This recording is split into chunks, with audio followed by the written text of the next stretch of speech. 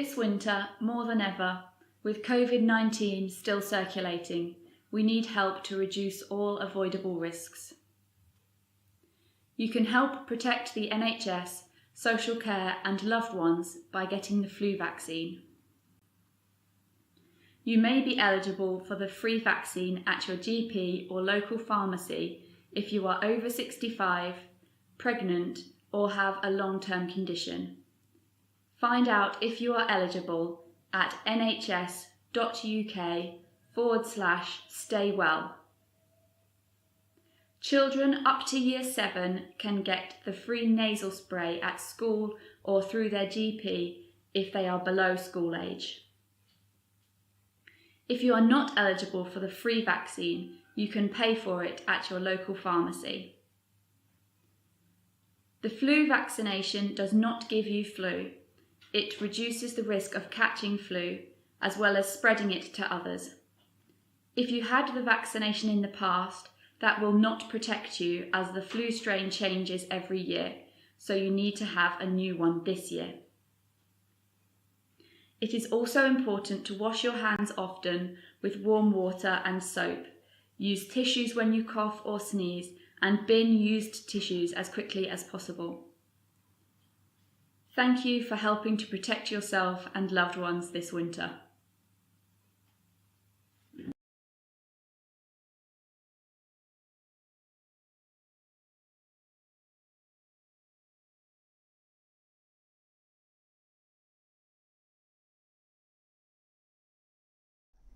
My name's Jonathan Gribbin. I'm the Director of Public Health for Nottinghamshire County, and I'd like to tell you about the COVID-19 Local Outbreak Control Plan for Nottinghamshire.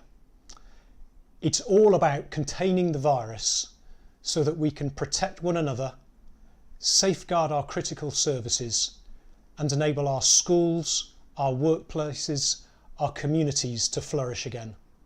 And the plan describes how we will do that in Nottinghamshire. It complements the national test and trace arrangements, and it builds on local arrangements with key partners like Public Health England, the district and borough councils, the city council and our local NHS. It identifies a range of settings such as schools, workplaces, universities, care homes and so on, which require specific plans to deal with any fresh outbreaks of the virus. It describes how we'll be monitoring on a daily basis to spot if there are any new outbreaks, and then coordinating action to investigate and deal with them, deploying extra testing capacity if we need to, or contact tracing as appropriate. The plan also deals with how we will continue to provide support for people who are made vulnerable because they need to self-isolate, and we'll be doing that through our community support hub. And we'll refine the plan as we go along to reflect the latest best practice and the information which government will be providing to the council. Finally, I want to acknowledge the lengths to which so many people and organisations have gone to already in recent months to stick with the guidance, to maintain social distancing of 2 metres wherever possible, to wash your hands thoroughly and frequently, to stay at home if you or someone in your household has symptoms, to get tested and to follow the advice that you receive when you get the result. By observing the guidance, you're protecting not only your own life and livelihood, that of your friends and also your loved ones, but also that of people you may never meet, but people who you're depending on and whom we must each depend as well. Your role in that is critical. Thank you for your help to contain the virus.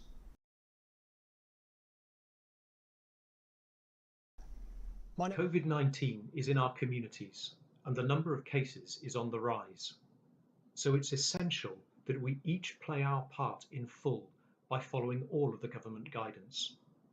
Only by doing this can we keep our schools and businesses open. If you're young and healthy, you may feel the virus isn't a threat to you. But someone more vulnerable to coronavirus than you, perhaps someone closer to you than you realise, is depending on you to play your part in breaking the chain of transmission. So I'm asking everyone to do their bit. Stick to the rule of 6 for gatherings indoors or outdoors. Wash your hands thoroughly and regularly. Wear a face covering in enclosed spaces. Observe social distancing of 2 metres or 1 metre plus precautions where 2 metres really isn't possible. Follow all of the guidelines about car sharing. If you have symptoms, self-isolate and get a free test immediately. If we work together on this, we can control the spread of the virus. Thank you.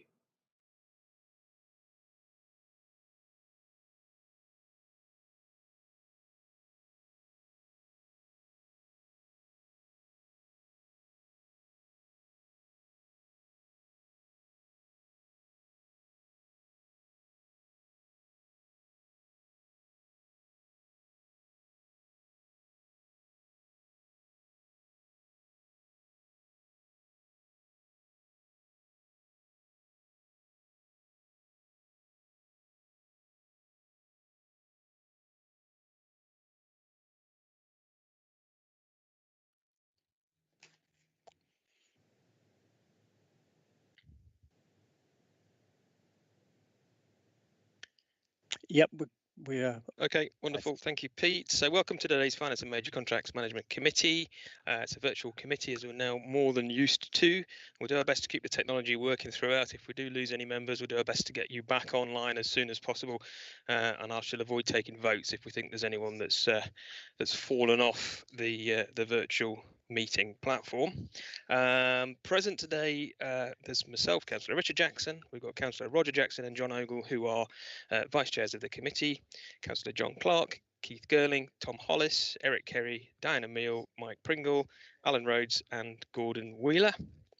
And I'll ask if there are any apologies for absence. Pete, I understand there are none. No, we have no apologies for absence, Chair. Okay, thank you for that. Item 3 then is declarations of interest by members and or officers. Do we have any declarations of interest? Okay, and I've got Councillor Tom Hollis. Tom. Sorry, Chair, 1 second. So I'll turn my camera on. Oh, there we go. It's a bit slow today. Yes, Chair, I'm just thinking item.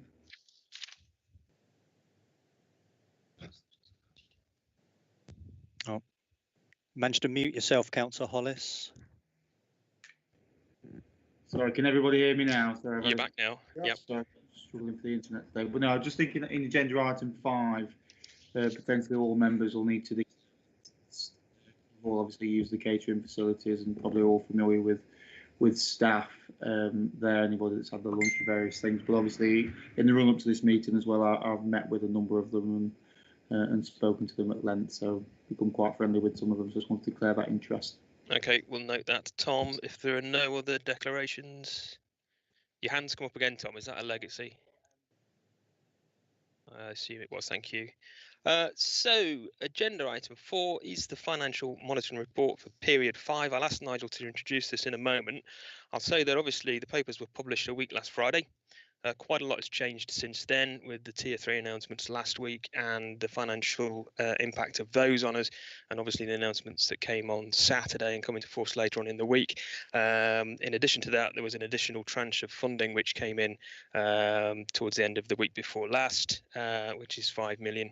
And so this is a moving feast. Officers are working on the impacts to the medium-term financial strategy. Obviously, there are a lot of unknowns as yet with a further period of lockdown, but we will share that information as soon as that can be brought up to date. So with that, I'll ask Nigel to introduce the report. Thank you, Chairman. As I mentioned last time, colleagues will have to refer to both Table 1 on page 4 and Table 2 on page 5 to understand the overall financial implications of responding to COVID-19 and to other over and underspendings across the council. Unfortunately, as we are still responding to the pandemic, the picture on our finances is more difficult to predict. The period 5 monitoring is forecasting an underspend of 3.2 million for the current financial year, having taken into account the additional costs of responding to the pandemic and the financing so far as we had it, as the chairman has mentioned there, is up to period 5. The report sets out the significant monies the council anticipates receiving to cover both additional costs, together with various grants towards specific actions such as test and trace and infection control. At the same time, the anticipated costs for the year in responding to the pandemic is anticipated to reduce due to recent announcements on the provision of PPE and further funding from the CCGs to support those that were discharged early from hospitals. Consequently, the shortfall in funding to responding to COVID is directly to fall to 1.6 million and will fall further pending confirmation of the grant claim for lost income that we put in for 1.2 million. Table 2 indicates that there is an anticipated forecast underspending that is not COVID-19 related of 4.8 million. The report then sets out the explanations for these significant non-COVID-19 variances in children and young people's, adult social care and public health and policy committees. The Council continues to monitor the impacts of COVID-19 upon its finances, especially over the coming months. Work will continue to confirm both the COVID-19 and non-COVID-19 related costs, as well as the appropriate management actions to address these. Paragraph 37 to 41 sets out the current position with contingency and contingency requests. These include the allocations from those monies kept in contingency for pressures that when setting the budget last February, the final amounts were uncertain. Paragraphs 42 to 44 update members of the committee on the delivery of savings with some reprofiling of them required. These will also require funding from contingency in this year. The plan is to undertake a revised estimate for 2021, whereby the government funding for responding to the pandemic will be allocated to committees based on the latest Delta return from MHCLG. Consequently, future monitoring reports will revert back to the one table to explain the anticipated outturn for the council. Turning to the capital programme, table 3 on page 10 sets out the expected variation on the capital programme of £500,000. Again, the report provides details of the variations to the capital programme due to additional funding and some reprofiling of some schemes. As usual, this report updates members on Treasury management activities, and I don't normally mention much around Treasury management, but I thought I'd draw members' attention to paragraph 69, where members will note that the Council is in the process of signing the framework agreement with the UK Municipal Bond Agency. This is purely to provide security of additional sources of borrowing if required. There are still some issues when issuing a bond through this agency, which may limit when and if we use them in the future, but I thought it was right for us to secure that access to finance. Thank you, Chairman. Okay, thank you, Nigel. I'll formally move the recommendations on page 22 and 23. Formally second, Chairman. Thank you, John. I've got Tom Hollis and then Mike Pringle. So, Tom. Thank you, Chair. Just a number of questions, and I think starting with paragraph 7, which members in the report, which members can see, refers to a financial resilience group. Just to ask, why has the financial resilience group been set up when we have a specific scrutiny committee that is supposed to look at these issues? I mean, many people might say that that's because we just wanted to find a way of paying for ex-Labour Party members to have a 23 grand a year job. But, you know, we have got a committee that scrutinises this. Why aren't we using it? And why are we setting up the resilience group? I think the second question I've got in particular to this report refers to the COVID-19 grant. Can you tell this committee that what the total was paid out? Is it the full 0.9 million? And whilst I appreciate you may not have these figures to hand, can you please give me an assurance that you will release these figures by borough and district at the earliest opportunity? And the third question, Mr. Chairman, relates to the 3.8 track and trace support service grant. Can you outline exactly how this funding has been spent? And then the fourth question relates to paragraph 34. As detailed as members can read, the authorities received to transfer the COVID-19 grant allocations, etc. The report mentions a huge reduction in grant funding from the first tranche of 23.3 million at the end of March and a reduced grant of 14.4 million, a reduction of 7.6. The report states that it's because of a change of methodology. Can you explain what changes were made to the methodology and whether you were aware of any councils raising money? Sorry, councils gaining money. Obviously, we've lost 7.6 million. And then my final question, Mr. Chairman, is relating to paragraph 37 of the report, which relates to central items, including a base contingency budget for 4 million to cover redundancy costs. So you've included the 4 million in the budget. Part of that will go to redundancies. How many employees do you intend to make redundant this year? That's the total of my questions, Mr. Chairman. I apologise that they were quite detailed. Okay, thank you, Tom. I'll ask Nigel to comment on all those. Thank you, Chairman, and thank you, Councillor Hollis, for your questions. So I'll start with the beginning in terms of the Financial Resilience Group.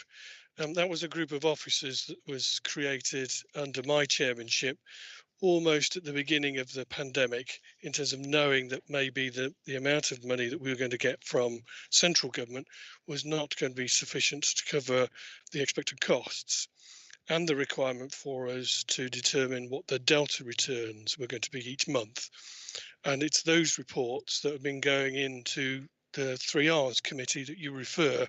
But you're right in terms of the amount of work that's required from that Finance Resilience Group over time has lessened, because at the beginning it was also looking at last year's figures and what the amount of reserves we had available, as well as looking at the pressures and inflation bids. And that process, as we continue through the budget, that group will start to wind up.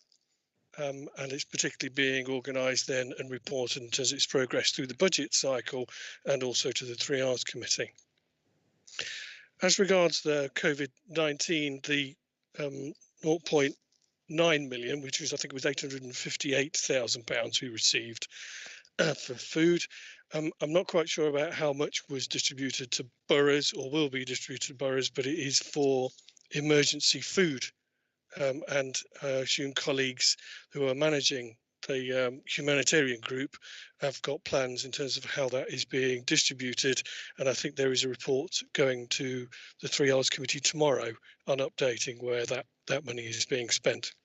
Of course, colleagues will remember the announcement on free school meals that was made by the government the other week, which will also impact some of that money, because it's got to be coming from that grant as well, and any balance will come from the community fund. As regards to the 3.8 million, again, that is being worked on by colleagues in public health in terms of how the 3.8 million will be distributed. At the moment to hand, I don't know how much is being allocated, because I don't think yesterday that has been agreed with colleagues in our district and boroughs and the NHS in terms of how that's going to be distributed. If I move to paragraph 34 that you mentioned, that the move from the 22.3 million to the 14.7 million, the interesting point to note is the second amount of grant for local authorities, the shift was to district councils in that second tranche. So if I looked at it, it's spot on to the same amount of money that went to our district councils in Nottinghamshire, in addition to what they got in tranche one, as we lost as a county council. And the formula has changed every time. So all those four tranches, the government has taken advice from the delta returns into how much money will be distributed. And as the chairman mentioned, that isn't in this report is the extra 5 million that was announced a couple of weeks ago. Again, that's less, again, that we got previously.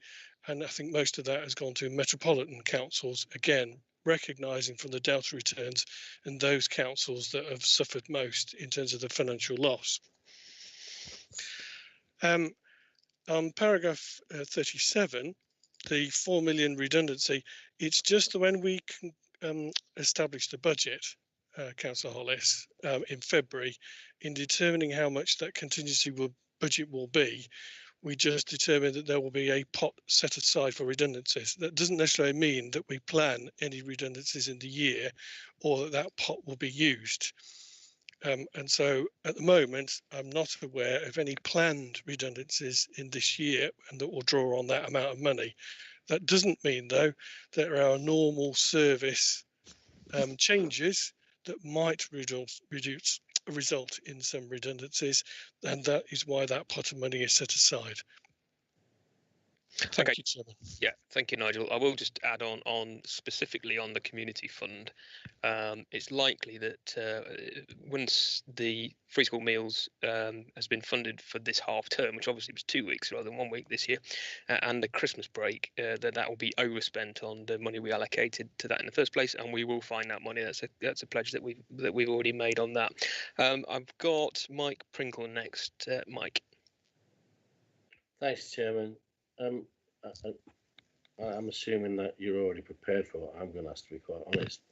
Rather than going through the detail of the report, if we go to the recommendations and accept the recommendations, then surely it should be of interest to us all to see some sort of financial projection which reduces a financial deficit of the council, certainly with MTFS. I think, you know, we see projections for debt maturity back up to 2069.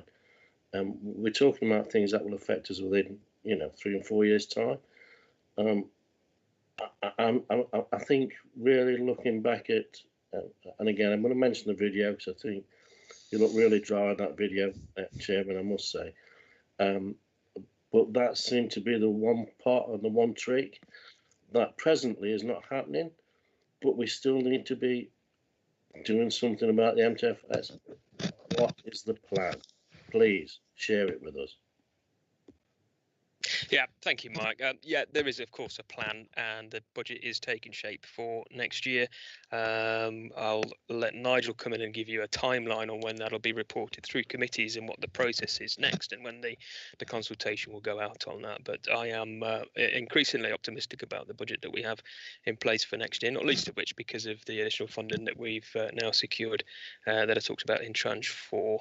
Nigel, if you could just give us an idea on the timescales now and the process through committees. Thank you, Chairman.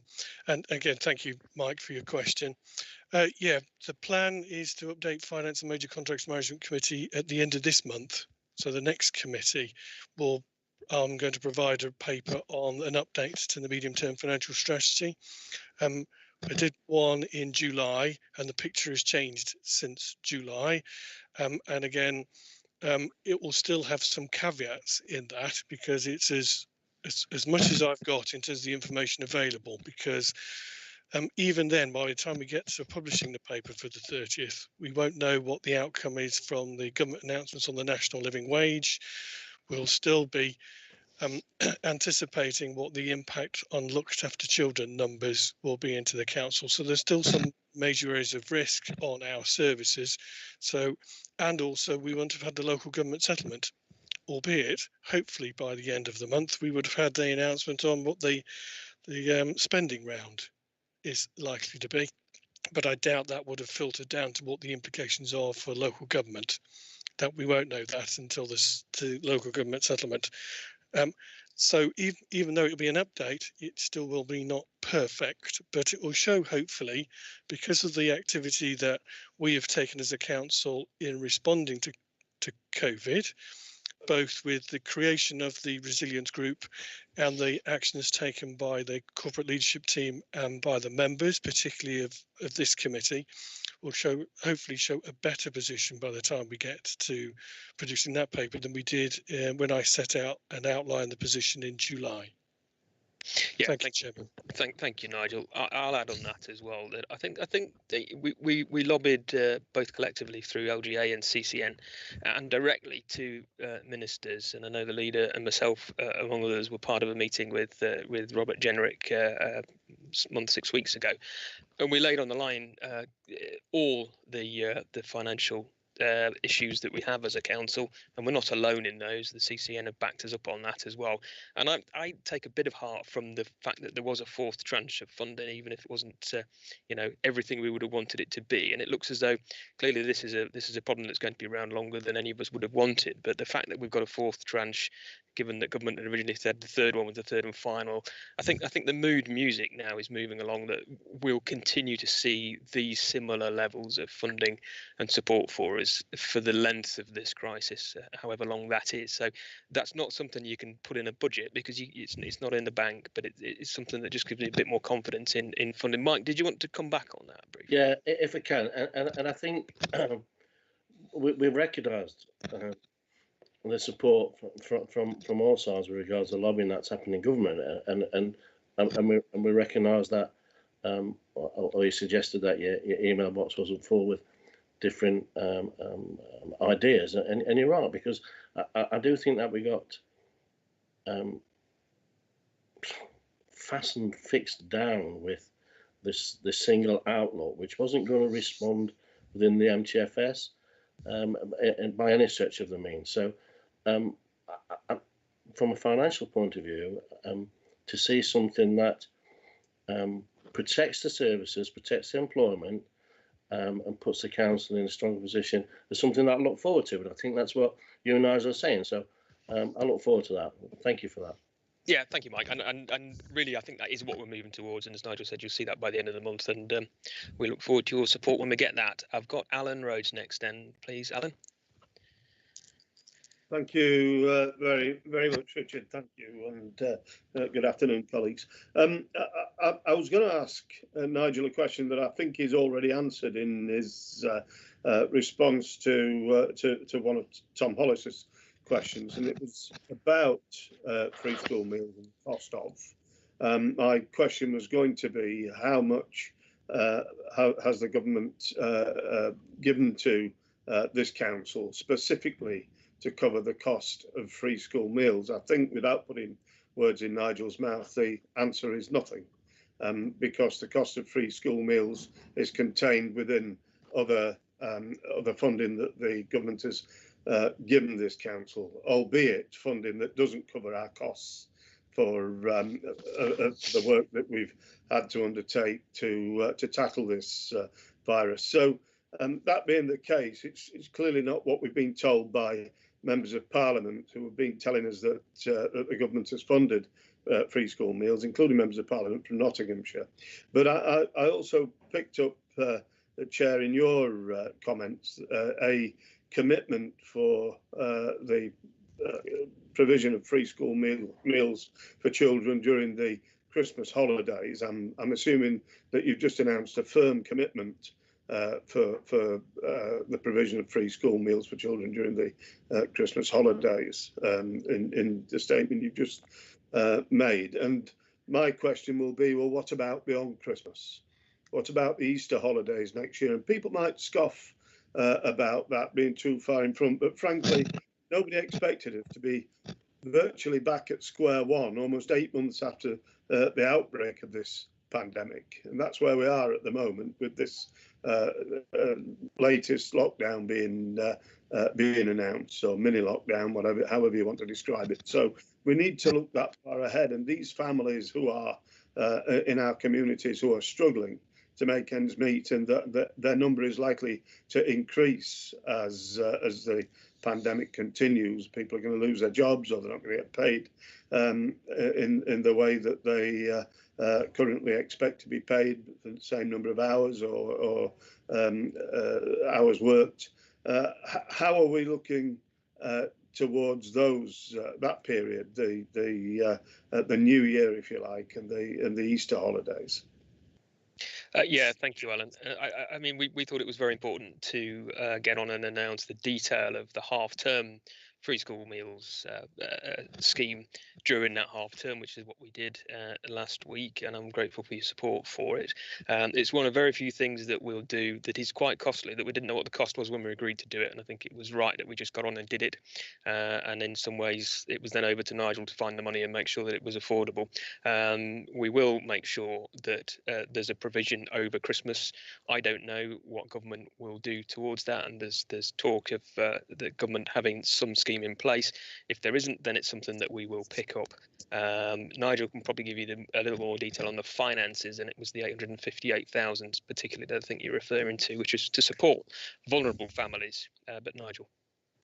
Yeah, thank you, Chairman, and thank you, Councillor Rhodes. Yeah, yes, you're absolutely right, and I'm not going to mention it that it is what the funding was for and what, but it does mean that there was some funding available for us to set aside against that, and we will find the balance.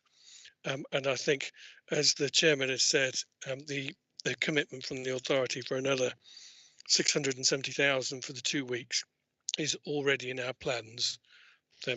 Yep, but I would quite rightly agree with the Chairman that we just have to take this almost like a week by week basis in terms of what further government announcements might come out in terms of to provide this or support this. But it is a commitment, Alan, that if there is no other scheme, that there will be a Nottinghamshire County Council scheme. I'm grateful for that, and I do welcome it. Actually, I do support it, Richard, because it's an important issue. It's not a party political ping pong game that we're playing here. It's an important issue.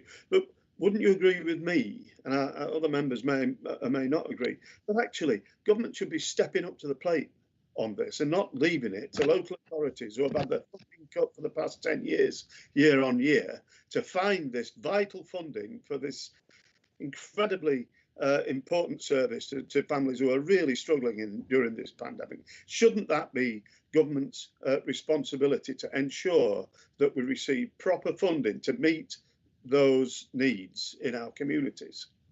Well, look, we shall certainly be putting forward, as part of our general lobbying of government, a report on what we've spent supporting vulnerable families, not just over school holiday periods and not just for free school meals, but in general. You will know that we put £1 million aside in a fund right at the beginning of this crisis. That was before we knew we were getting the 858,000. It'll be well spent, and it'll be spent well over that will be spent, and we'll spend whatever we need to spend to keep up with it. You did ask me about future school holidays. Personally, I think all the arguments in favour of funding it in the half term and at Christmas will stand as long as we're in the crisis that we're in. So none of us know when we're going to get out of this and what the future holds, but I can't see there being any great change in our approach unless it's funded centrally until we're out the other end of this crisis. Alan, I hope that helps. Yes, it does help, and you'll have our full support, Richard, in funding these meals. But I'm sad that it's come down to the local authority to find the money, and that the government are virtually absolving themselves of that responsibility. Yeah, I should say, in fairness, we've had over £50 million of extra funding from central government, but this is probably a debate that'll run and run. Tom, you've got your hand up. Is it a legacy from your first question? And you're muted. I'll take it that it was. Thank you. Okay, so. Did I hear somebody indicate? No. So moved and seconded. Unless I've got anybody else, any more comments or questions, which I can't see, can I ask to see everybody in favour? I think we need to do this. Do we need to do this as a name? No, Chair. No, Chair. I don't need to word it out formally. Okay. If people have got their hands, and I think just to be clear, if people are objecting or abstaining, if they could just make that clear. Okay. I've got Diana Meal's hand up. Is that registering a vote, Diana, or is that a? Yes, it is. Sorry, Richard. Okay, that was a vote in favour. So I'd seen just about everybody in favour. Was there anyone abstaining or anyone against who wants to tell us that? I'll abstain, Mr. Chair. And Tom's abstaining. So in which case that is carried with one abstention. Okay, thank you very much for that. Item 5 then, if you're working from the front page of the report, the page numbers are slightly out of kilter, so I apologise for that. But item 5 is catering and facilities management update and new structure for county office catering. As Tom said, we've all used the catering offer here over many years and valued it, and it's always been a pleasant place to use. Many of us know many of the staff within there and value them for the work that they've done. Clearly, we're in a very different place at the moment. It hasn't been open, obviously, since March. There's hardly anyone in this building today, and that's been the same for 6 months, and it will continue like that probably for at least another 6 months. So something unfortunately has had to change as far as the catering offer rather here and across at Trentbridge House goes. You can see from the report what that is. I think I've got Derek on the meeting, and I'll ask Derek if there's anything you want to add or introduce the report. Thank you, Chair. And not too much more to add than your introduction, which kind of did quite a bit of my work for me. But just to draw members' attention to the first half of the report, which is describes the more general response. Oh dear, I think we've lost Derek. I'll just give a few seconds to try and get Derek back into the meeting.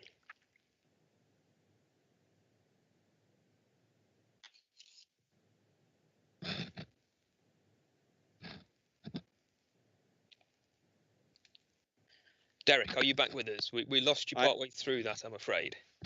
I am back with you. Can you hear me? I can now. We got about the first sentence in your introduction, so if you wouldn't mind repeating. Yes, so it's just to say that the report is kind of divided into two halves. The first describes the more general response of the catering FM service to the COVID crisis in Nottinghamshire, in particular, the kind of flexibility and the support it's provided to schools over the last, and other customers over the last few months, not just around catering, but also in a really important area of school cleaning as well. And I think it's appropriate at this point just to kind of pay testament and tribute to the efforts of the many staff who've been involved in working really flexibly and creatively in and around schools in particular over the last few months, and that's not gone unnoticed by our schools partners as well, who've been voluminous in their praise for the service. The second part of the report, as you mentioned, Chairman, talks about the current and future offer that we will have in place for the County Hall campus catering provision, and in light of the ongoing COVID situation, makes a series of recommendations around a revised structure that will enable us to take heed of the fact that we don't anticipate being able to offer a comprehensive catering service, or there being a need for it for the foreseeable future, and that therefore we need to make appropriate changes to reduce the cost to the County Council of that service, for which there is no take-up. The proposed structure will enable us to continue to offer a centralised food production service for the schools in and around West Bridgford, because County Hall, the kitchens there also serve as a food production point for our school catering offer for Bridgford and parts of Bristol as well. So all in all, we're asking members to approve a revised structure for the County Hall campus catering team that will see us reduce costs, and also still enable us, should the need arise in the future, to revisit what that future catering offer might look like and how we might staff and support it. But it will enable us to move forward on the basis of a non-subsidised offer in the future. Okay, thank you, Derek. I'm going to move the recommendation, which is on page 29. John Ogle's muted, but I can lip read, and he seconded it. I seconded it, Chairman, formally. Thank you, John. I've got Councillor Hollis and Councillor Rhodes. So, Tom. Thank you, Chairman. And I think, firstly, I'm 100% against this report, and I think I'd like to put on record, firstly, how disappointed I am in Mr. Hickton and Mr. Hughes. Since they published this report over a week ago, both of them have been on leave. So members, as all members do, contact authors of the report to find out finer details, raise complaints, of which I have extremely grave concerns about this report and its legalities, frankly, which I will be raising during this comments. And Mr. Hickton may think it's appropriate to hang up the phone on me this morning when I'm asking him those questions, but if he is a public official paid as highly as he should be able to take tough questions from members, and frankly not take holidays when he's published reports. Can I just ask you, Tom, to make this personal, please? Well, it's not personal, Mr. Chairman. I'm aiming an officer and accused him of various things. That is personal. I just remind you of conduct. I've already drafted the formal complaint against Mr. Hickman, but it's not appropriate for me to. This meeting isn't the place to rehearse that. So you can keep personalities out of this, Tom. Yeah, let me be clear. Members do not raise complaints about staff in the meeting, and that's why I'm not going to do it here. That's what we have a complaints process. You just have, but. Well, no, I haven't, Mr. Chairman. I'm making it aware that I will be doing that. Okay, but I think to move into the points, Mr. Chairman, the catering staff during COVID, like members, like all staff, received an email from the Chief Exec advising all members of staff to stay at home. In fact, Mr. Hughes, John Hughes himself, didn't come into the office at all during COVID. Yet he expected his catering staff to come in every single day, putting their lives at risk to make food parcels that predominantly went to Ashfield and Mansfield, but all across the county. Many of which had frailties themselves, families they were looking after. They came in without very little time off themselves, and frankly, were the only staff in the West Pritchard office that were expected to come in. Despite the Chief Exec advising all people to stay at home, they were the only staff that were asked to come in. They did it with a smile, Mr. Chairman. They did it with a smile. They were making food parcels, helping our families, friends, our constituents. And when senior management, like Mr. Hughes, who was comfortably working from home, he expected his staff to come in. In fact, the only time he ever spoke to them was on a video call. And the second time he spoke to them was when he sent them a nice little note to the post to say them it's going to make them redundant, Mr. Chairman. And while I don't agree with the structural changes, and I think there's been some serious misgivings in the way it's been organised, I'd like to know what is going to be done to support these staff. I know that we do have a redeployment scheme. And it's quite clear this is going to get voted through today. I hope that Labour members will be supporting me in voting against it, because I'd certainly like more time to understand what changes can be made in that area without having to shut it down. But bearing in mind the lengths these staff went to during COVID and the tough times, that I'd like to think we are now going to go above and beyond in the redeployment of these staff. Many of whom have worked for 20, 30 years, 40 years in some cases for the county council. And I think that needs frankly, some recompense. And that's what I'd certainly like to see happen. And I think probably the frustrating thing is, these members of staff see that we've spent more on, frankly, the failed bid to reorganise the councils than on these staff. A number of them have raised with me the fact that the catering team have in their budget the lovely ornaments in the reception area that were donated by China. Why? Surely they're worth more than the £100,000. I think that could buy time for them as well. But I was making sure I've not missed any points here, Mr. Chairman. I think this is an important one as well. In 2017, the management team went through a restructure to save money. Where have these savings gone? During that restructure, the team leader post was established in place of a team management post, which is also formed part of the proposed new structure we're discussing today.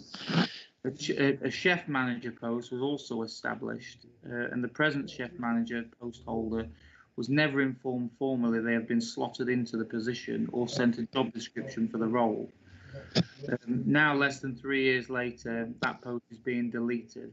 I hope this is not going to be how the restructure is going to be handled. Bear with me. I think a final question regarding the reviewing the catering service in the 12 months. What are the plans for the Riverside block at the County Hall? Is it going to be demolished in the next few years? The Riverview restaurant is an ideal place for a successful commercial restaurant and is a great location on the Trent. I think we'll all agree with that, Mr. Chairman. But these are questions that we've all been answering. But I think overall, I'm concerned with staff. who went above and beyond, and now we're frankly just shoving them under the bus. And I think the way they've been handled has been disgraceful. The two authors of this report couldn't even be bothered to meet them in person and speak to them. In fact, like I say, Mr. Chairman, they decided to go on a week-long break after publishing the redundancy notices, which I think is abhorrent. And I'm frankly disappointed in them. I thought better of both Mr. Hughes and Mr. Hickton than this, and I appreciate it might sound like I'm making it personal. I certainly aren't, but it feels very personal to these staff, and that's okay, Mr. Chairman. So I'd like you to focus your reply on my points on redeployment. Were there really any options that we could have done to save these staff members, lengths they went to support and residents? And second, and finally, Mr. Chairman, I think you need to be aware that there has been some serious misgivings, some serious misgivings, of which I've raised with both Derek and Marge at length. They assure me that they haven't come part of the decision making. I don't believe that. I'd certainly prefer this report to be deferred until at least you and I have had a chance to discuss in detail. But this isn't the appropriate setting to go into further details. But like I say, Mr. Chairman, they're my final points for that. I'd certainly welcome other comments from members. Thank you. Okay, I mean, it's not an appropriate setting for several of the things that you've raised today, and I again would say it's not the place to be naming officers of this council and to be critical in the personal way in which you have been, and I don't want to see that again in this committee. I don't want to see that again in this committee. Thank you, Tom. You've had your say. I'll ask Derek to come in on some of the details. I will point you to paragraph 11 on page 27 of the report, which talks about the union engagement and redeployment of staff and the consultation that have taken place, and I know because I've had a conversation with officers about possible redeployment, so I'm sure Derek can update us on that. Derek.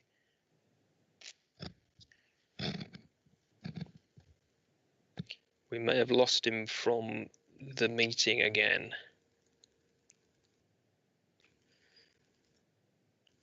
Okay, I've got Alan Rhodes next. Alan, if you'd like to come in now, we'll get Derek back onto the meeting. If I have to interrupt you when Derek reappears, don't take offence. Well, okay. Hopefully, I'll be brief and my comments. Just unless that is that what you're going to say is going to require an answer from Derek, in which case maybe we'll take 5 minutes to get Derek back onto the call. Would that be more appropriate? Let's see how it goes. Okay. Yep, that's fine. So I have concerns about these proposals, but by the way, I'm not speaking in support of Tom. I'm speaking about the proposals that are in front of us. This report, and incidentally, the personalisation of this was both unacceptable and unprofessional, particularly because the officer is not present to defend himself. And I think it is always unacceptable in a public meeting to be openly critical of our employees, whoever they are. But having said that, I'll talk now about the paper in front of us. I've got concerns about it. Among my concerns are the fact that these are very hard-working, very dedicated, and relatively low-paid members of staff in this in our organisation. They've worked hard during the pandemic to support the school meals service and prepare food parcels, etc., etc.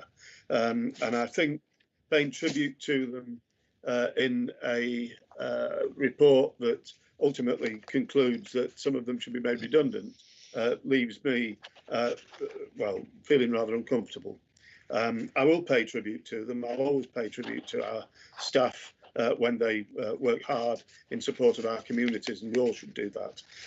But I don't agree that we should be looking at this point in time to restructuring the department and creating 7.85, almost eight full-time equivalent redundant posts. So I'm not at all satisfied with the proposals in this report. The Labour Group won't be supporting them. I know that paragraph 11, the trade unions have been engaged in consultation. This is probably where we will need to have Derek to respond, because we don't know what the response of the trade union has been. All we're being told is that they've been formally consulted, and there have been a number of virtual meetings and telephone conversations taking place. We don't know where the trade unions stand on this, although I think we can probably safely surmise where the trade unions stand on this. And incidentally, I've not been lobbied by the trade unions at any point, nor has any member of my group on this particular matter. So I'm uncomfortable with the report. So I'm dissatisfied with the recommendations, and the Labour group won't be supporting them, Chair. Okay, thank you, Alan. I can see we haven't got Derek on. I'm going to ask Nigel whether he or anyone else can respond to those specific points. If not, I'm going to suggest we move on to item 6 and come back to finish item 5 after that. Nigel. Ring it here. Yeah, unfortunately, I won't be able to answer this. Derek, I think, will be the answer. Nigel looks as if he's modelling the John Motson look. Has anybody noticed that? What's the latest score, Nigel? Yeah, thank you very much, Alan. So I have got Derek back in the meeting. Derek, are you with us? And yes, I don't know what point. Yeah, and I'm sorry, but I know you've had some technical difficulties. I don't know what point we got to before you lost the meeting. There was a number of questions from Councillor Hollis. I don't know whether you heard any or all of them, or whether they need to be recapped. I missed the second. I think probably the second half of Councillor Hollis's. Okay. But I heard Councillor Rhodes's question about trade union involvement. If you could answer the bits that you've heard, and I'll ask Tom if there are any bits missing once you've done that, if that's all right, Derek. So I think the substantive question that I heard from Councillor Hollis before I got cut off, apologies for that, was related to a full exploration of the options for redeployment for the staff.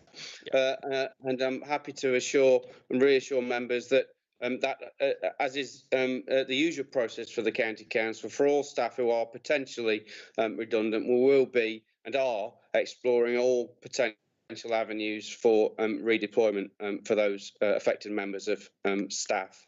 As far, Councillor Rhodes, as your question around kind of a union perspective is concerned, I think you've surmised it relatively well. It's not surprising that trade union colleagues are, whilst understanding the very difficult circumstances that we face for this service, are not going to be wholly supportive of an arrangement that results in a reduction in employment for a group of staff. But that's as far as I got in terms of hearing the questions. But I'm obviously, now that I'm back on, happy to pick up on any substantive issues that members have got. Chairman, my question's answered. Thank you, Derek. So I appreciate that.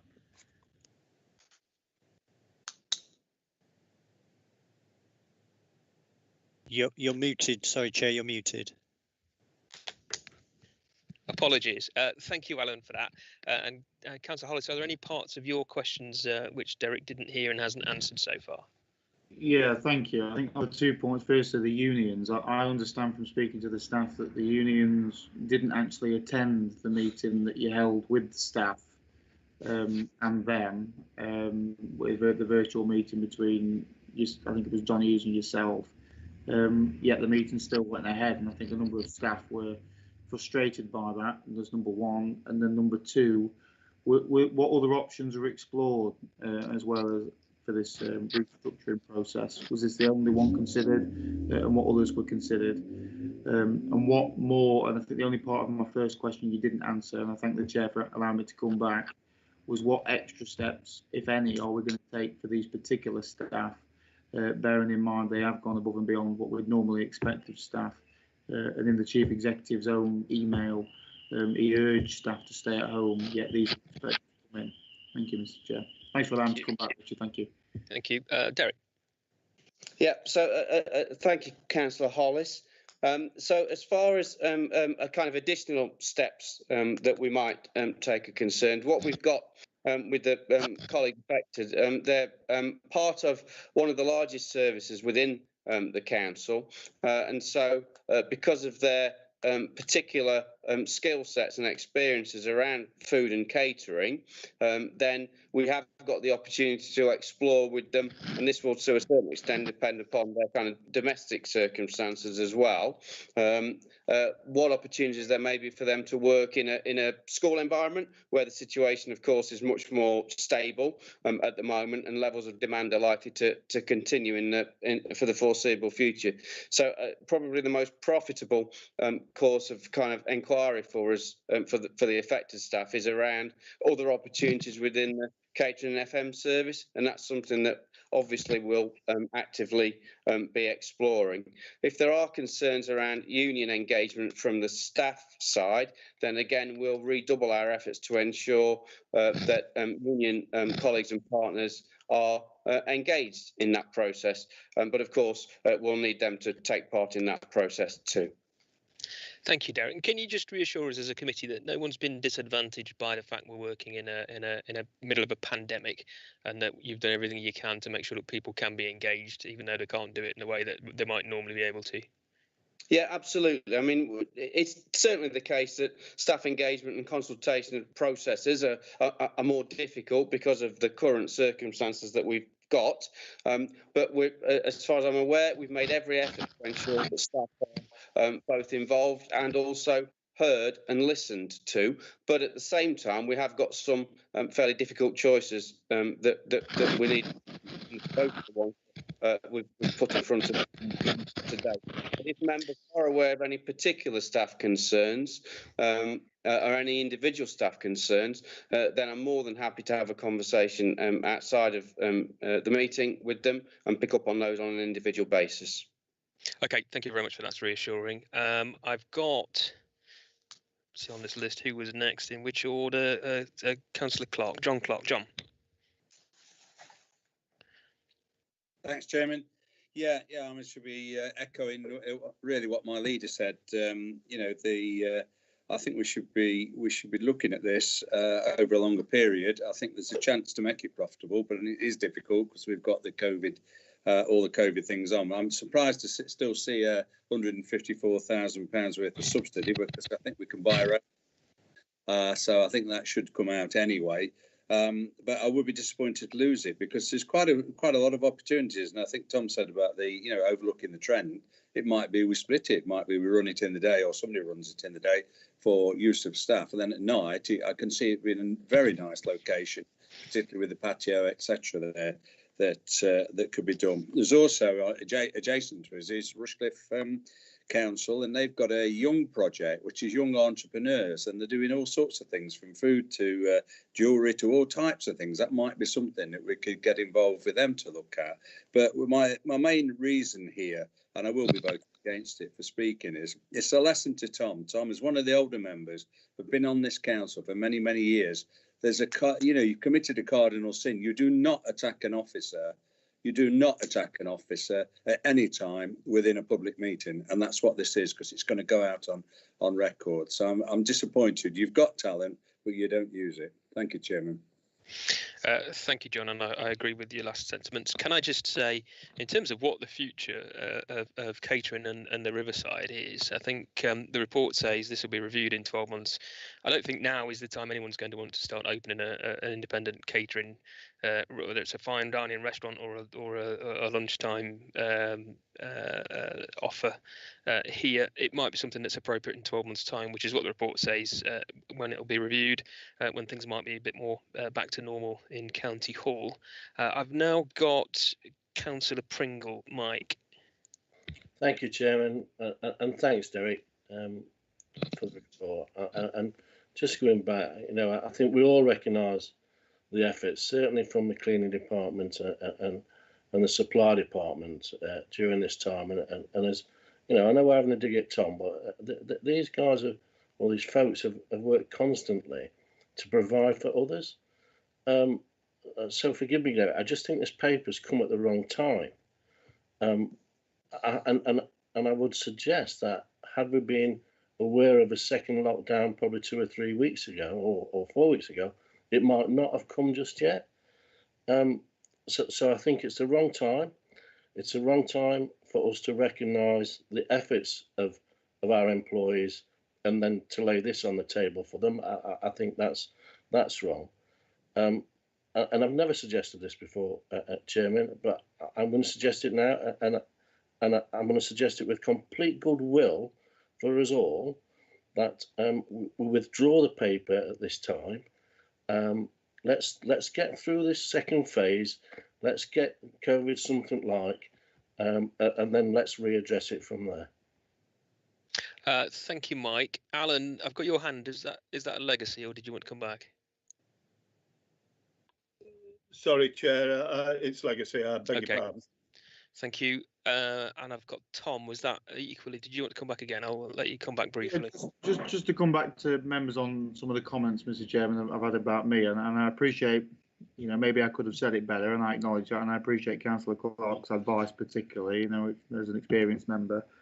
But I would never attack or comment on members of staff. I was commenting on the report author, who frankly hung up on me. You were commenting on members of staff. You need to reflect on what you've said and think about what you're saying. Councillor Rhodes, I'm reflecting on this. I need to get angry. You're not my group leader. You can't speak to me like that.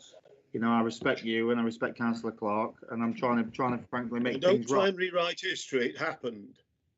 Yeah, and so did Mr. Hickton. Hung up on me this morning. That happened when I'm trying to answer questions about stuff we agree on. We agree on this. We're trying to protect the staff and their obligations, and all the stuff we spoke about we agree on.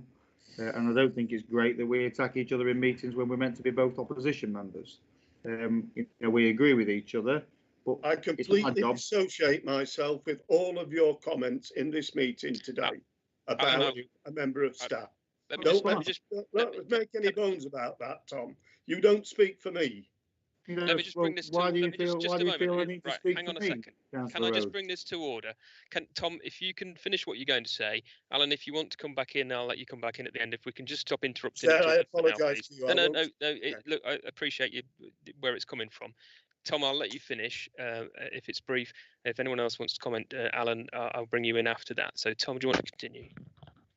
No, I'm not exactly sure, Mr. Chairman, how we can comment on reports when, normal circumstances, we are able to question the report authors. Both of those have been away for the duration of this report. I find that frustrating. I respect Councillor Clark's opinion and advice and take it on board. I think the way Councillor Rhodes handled himself there is interesting, but I suspect he's just frustrated. Can we address the issue? Can we address the issue? Otherwise, I'm going to bring this to a close. Chairman. I think he needs to retract that statement. Look, if anyone has anything substantial to say on the issue, then please say something. Otherwise, I'm going to take this now to a vote. Mike, you wanted to come back in. Yeah, please, Chair. And I made a genuine proposal at this time for members to consider, and I completely understand Derek's position and having to make these decisions, and from a finance position, I know only too well where we are. But I do feel this is absolutely the wrong time for this paper to come, as I say, especially after going into a second lockdown. And I would, if there's any way that we can postpone the paper, then can we not do that for as long as is necessary while we're dealing with COVID? I mean, what I would say, Mike, is in reality, this paper's been deferred for the last, if not 6 months, then 4 or 5 months. It's been clear for some time that we're not going to be back to anything like normal here in this building.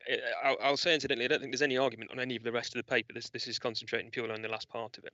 I don't think there's been much question really since this began that it's going to be a long time till we're back to normal here, until the catering operation here and across the road is anything like viable. And so, we have put this off to some extent. It's before us now because I think it's something now that has to be decided upon. I think there's a compelling case. Mike, you suggested a deferral. Nobody seconded that. Unless anybody does, then I shall. Okay, that's fine. In which case, I'll ask Pete. I will do this as a formal named vote. I'll ask Pete to then, first of all, we'll vote on whether this item should be deferred. Okay, thank you, Chair. So I'll read out members' names in alphabetical order. Councillor Clark? For. Okay. Councillor Girling. Against. Councillor Hollis.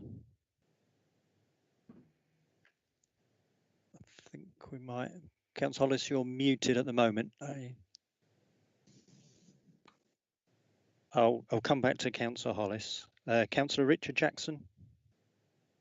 Against. Councillor Roger Jackson. Against.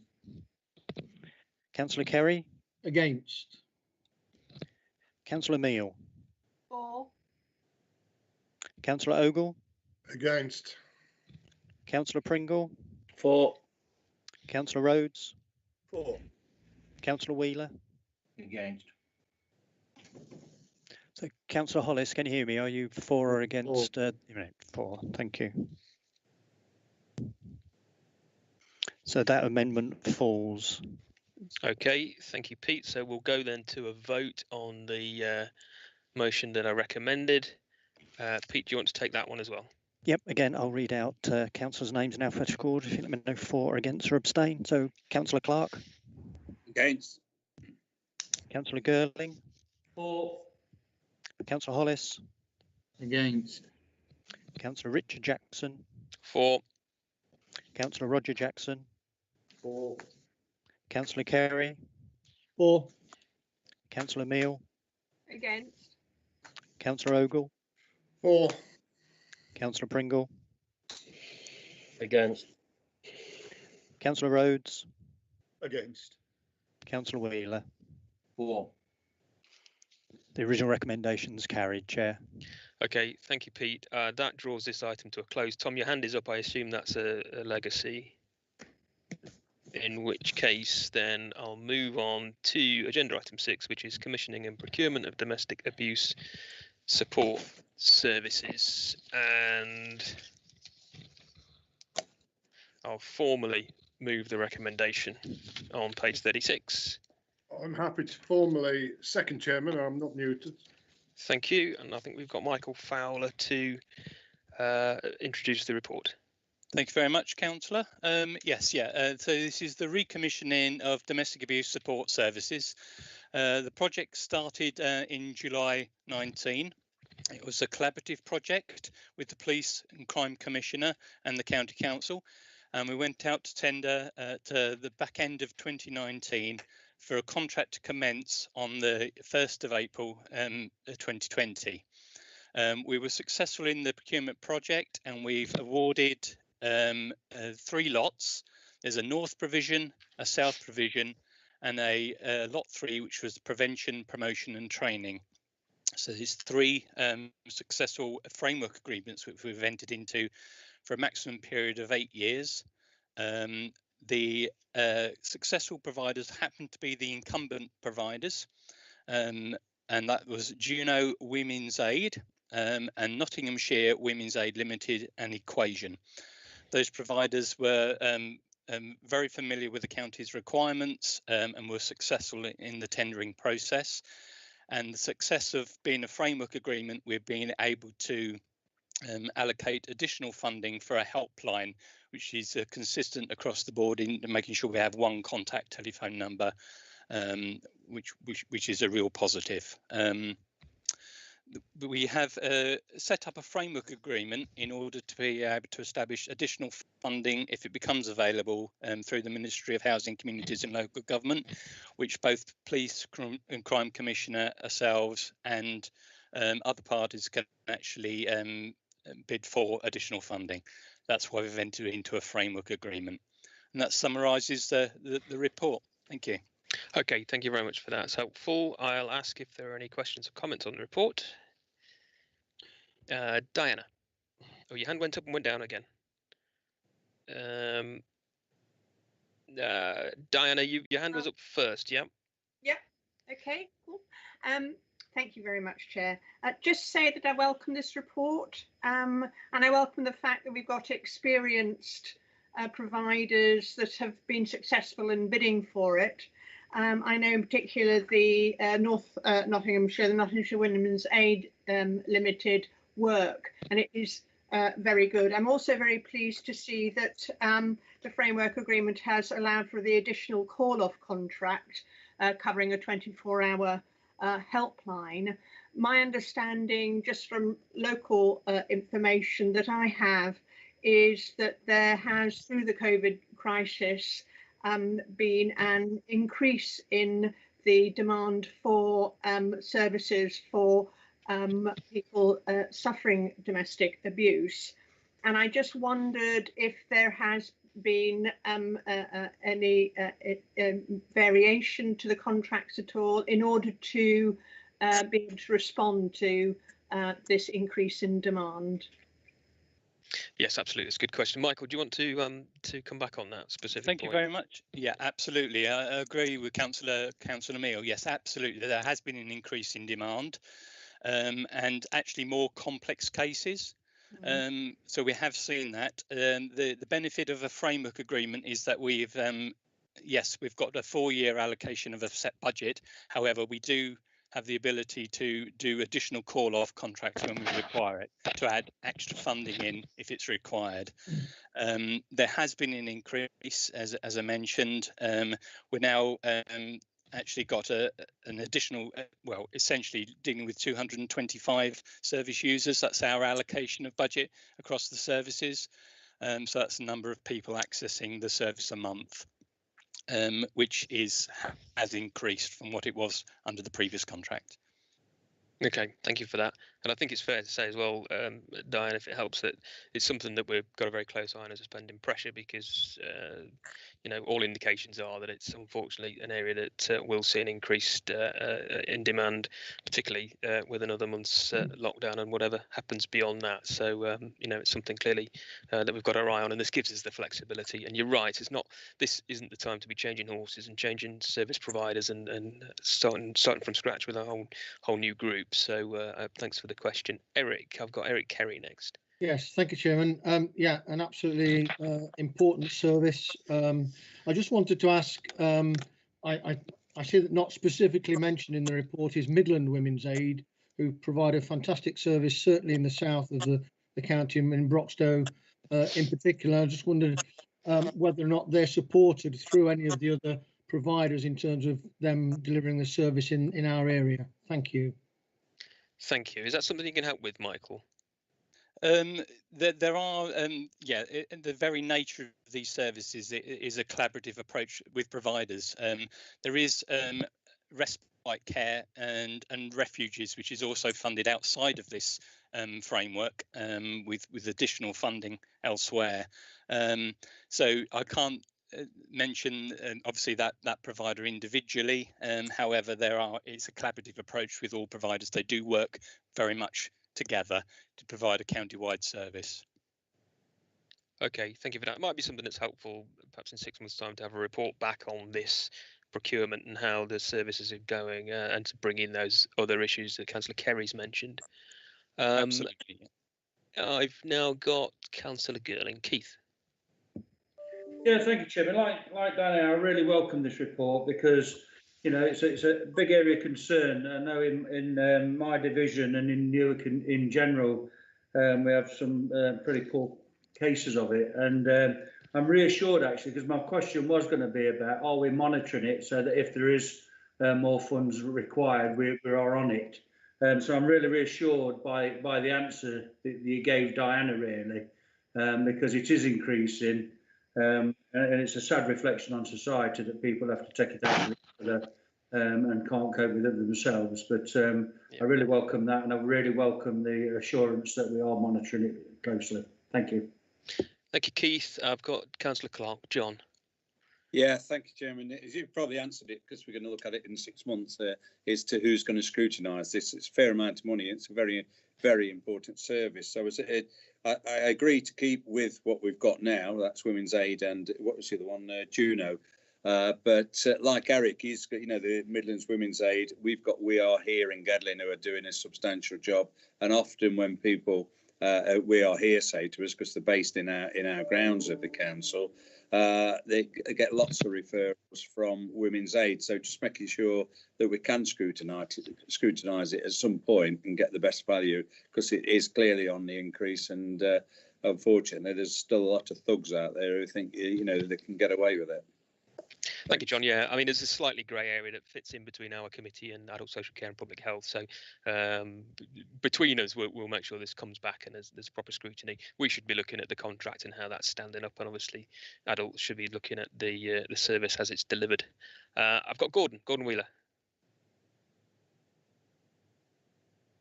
Thank you, Richard. My question's already been covered both by Diane and Keith and John, so I haven't got any question left. But yeah, apart from saying, really welcome the contribution on this particular paper, and the fact that we are going to look at it again in a few months' time, because I feel like everyone else has spoken today, the demand is so great, the figures may run away with us. Yeah. Thank you, Richard. Absolutely. Thank you, Gordon. So with that, I don't know if we need to go to a formal named vote. I'll ask if everyone's in favour, if you could wave indicate in some way or another. And if anyone is against this or wants to abstain, could you make that very clear for us? In which case, that's clearly carried. Thank you. And the final item is the work programme, starting on page 39. Any questions, comments, additions, anything you want to see taken out? Chairman. Who was that? Gordon? No, Roger. that's that. Roger, go on. Yeah, no, I just wondered, Chairman, I see that now there's been issued a report on the improvement of the roads on the 6097 and 614, the Odds Roundabout down to Loudham. Whether we need to be looking at the finances for that going into next year. I know it's a 2-year project. And also whether we had an update on the Gar Road, see if that's still on budget. We must be due an update on the Gedling Access Road. I'm looking over my shoulder at Nigel. I'm sure will tell us when's that is due.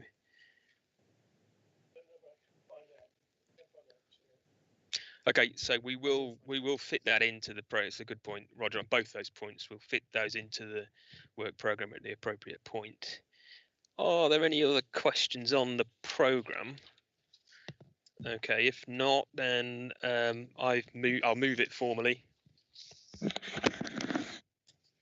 Second, Chairman. Thank you, John. And can I see all in favour of the work programme? Okay, so that looks unanimous and it's clearly carried. And with that, I'll close the meeting at 3:10. Thank you all very much. Goodbye, everybody. Thank you, Chairman. Yeah, everybody.